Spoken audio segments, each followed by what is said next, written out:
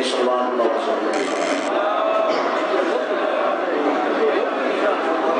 درود رحمت نہیں عصمت ہے، گناہوں کا کفارہ ہے، رزق میں کثرت کا باعث ہے، نواز مرد صلوات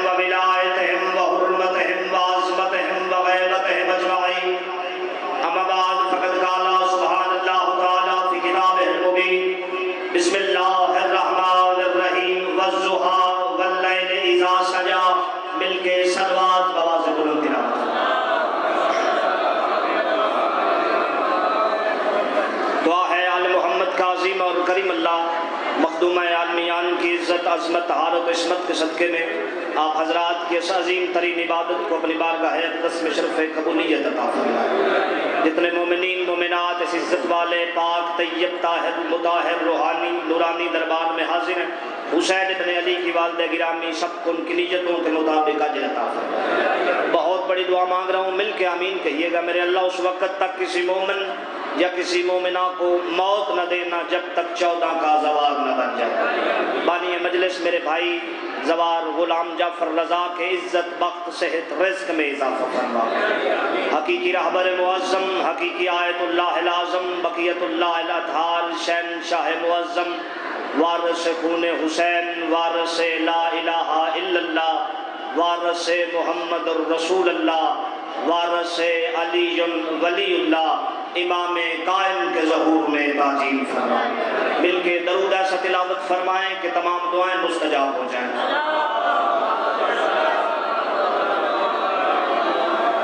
اجازت ہے جی نوکری کا آغاز کیا جائے۔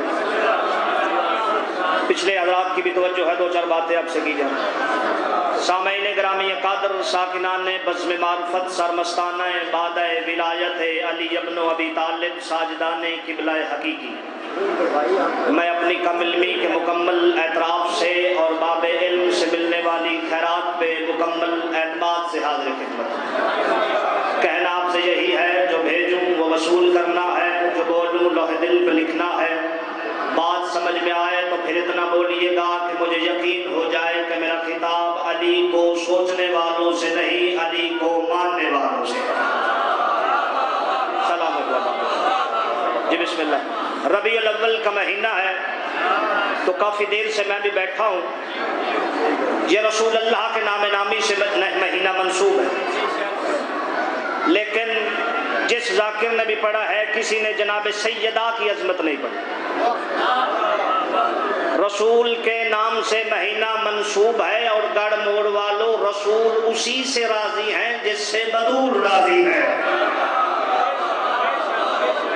رسول اسی سے راضی ہوتے ہیں جس سے بدور راضی ہو۔ عظمت سیدہ پڑھنا چاہتا ہوں۔ عظمت سیدہ کا پہلا فکرہ جہاں تک میری آواز جا رہی ہے، لیکن پہلے اس بات کا اقرار کرتا ہوں، عظمت زہرا بیان کرنا بنی آدم کے بس میں نہیں ہے، آدم کی اولاد کے بس میں نہیں ہے کہ وہ حسین کی اماں کی عظمت بیان کر سکے، کیونکہ زہرا کی عظمت بیان کرنے کے لیے کم از کم یا اللہ کا قرآن ہونا چاہیے یا 14 محمدوں کی زبان ہونی چاہیے۔ لیکن جتنا میرا علم ہے، جتنی معرفت ہے، جتنی لیاقت ہے، اس حساب سے عظمت زہرا کا پہلا فکرہ جہاں تک میری آواز جا رہی، یاد رکھے زمانہ پوری کائنات آدم و عالم میں جس کی آمین کہنے کے بغیر پیغمبر محمد کی دعا قبول نہ ہو، اسے زہرا کہتے ہیں۔ و شاد ہو.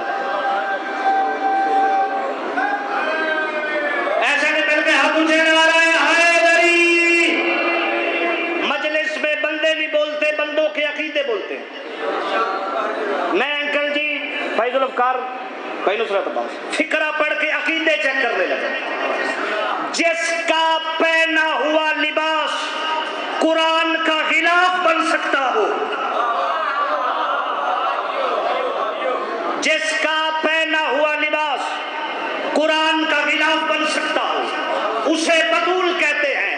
جس کے مجازی خدا کا چہرہ حقیقی خدا جیسا ہو اسے زہرا کہتے ہیں.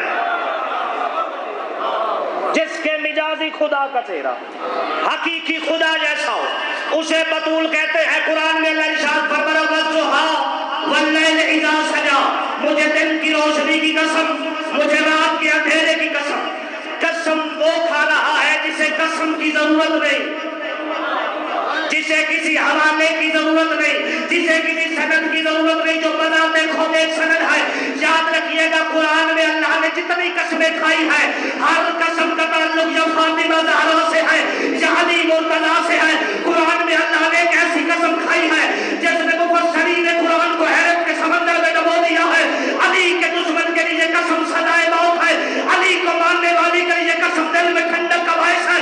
قرآن میں اللہ ارشاد فرما رہا ہے فلا اقسم بمواقع النجوم. مجھے قسم اس چوکھٹ کی جہاں پہ ستارے اترتے ہیں، مجھے قسم اس چوکھٹ کی جہاں پہ ستارے اترتے ہیں. معلوم ہوا مخلوق قسم اٹھائے اللہ کی اٹھاتی ہے، اللہ قسم اٹھائے چوکھٹ زہرا کی قسم. سلامت و بادشاہ یہ جو ہاتھ اٹھے امام زمان علیہ السلام کو مخلوق قسم اٹھائے وہ اللہ کی اٹھاتی ہے. اللہ قسم اٹھائے چوکھٹ سیدہ کی قسم اٹھاتا ہے. فرقاشیوں کا ہو، سنیوں کا ہو، اہل حدیث کا ہو، دیوبندیوں کا ہو، ہر مفسر نے یہی لکھا ہے کہ قرآن میں اللہ نے جتنی قسمیں کھائی ہیں نا بے عیب سے کی کھائی ہیں. وہ خود بھی بے عیب ہے، قسمیں بھی بے عیب سے کی کھاتا ہے. شرم نہیں آتی ملا کو جن کی چوکھٹ بے عیب ہو. سردار کو ہدیان کیسے ہو سکتا ہے؟ جن کی چوکھٹ بے عیب ہو سردار کو ہدیان کیسے ہو سکتا ہے؟ علامہ مل کے صلوات پڑھے بابا بولو. آئیے بسم اللہ. جس جس کا یہ عقیدہ ہے کہ درود سیدہ کا حق ہے بواز بلند صلوات پڑھے.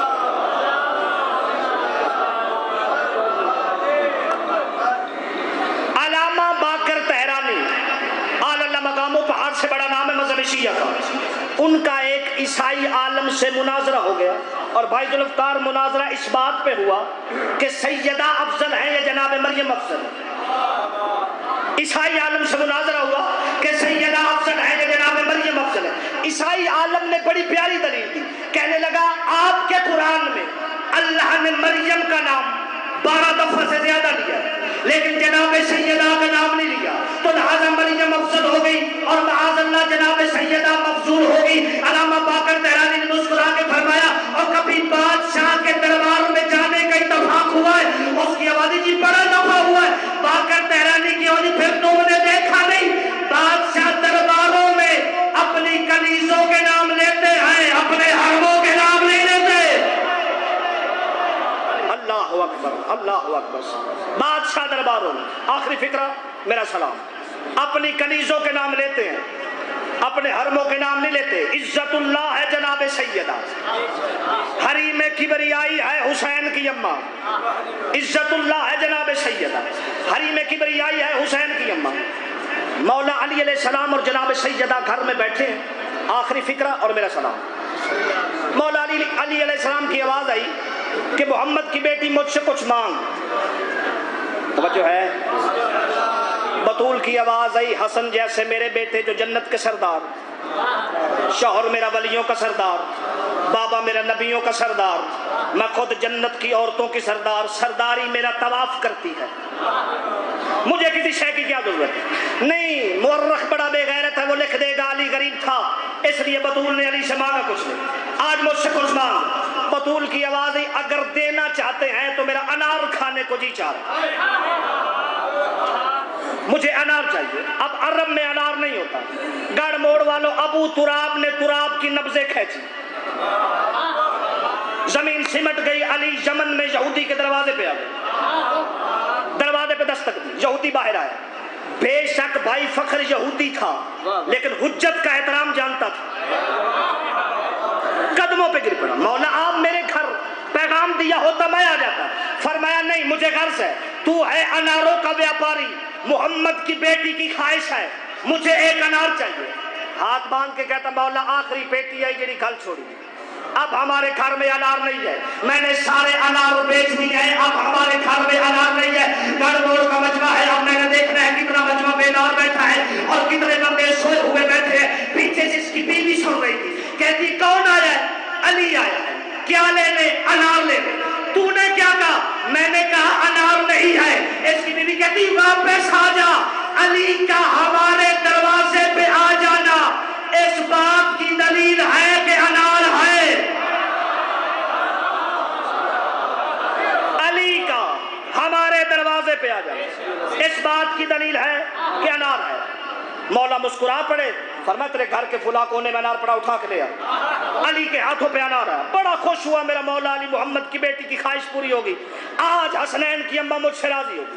پھر ابو تراب نے تراب کی نبضیں کھینچی، علی مدینے کی گلی میں خرامہ خرامہ گھر کی طرف جا رہے ہیں۔ علی کے کانوں پہ آواز آئی کوئی ہے جو مجھے بچائے؟ اب گڑھ موڑ والوں جو ڈوبتے ہوئے کو چھوڑ کے چلا جائے اسے علی نہیں کہتے۔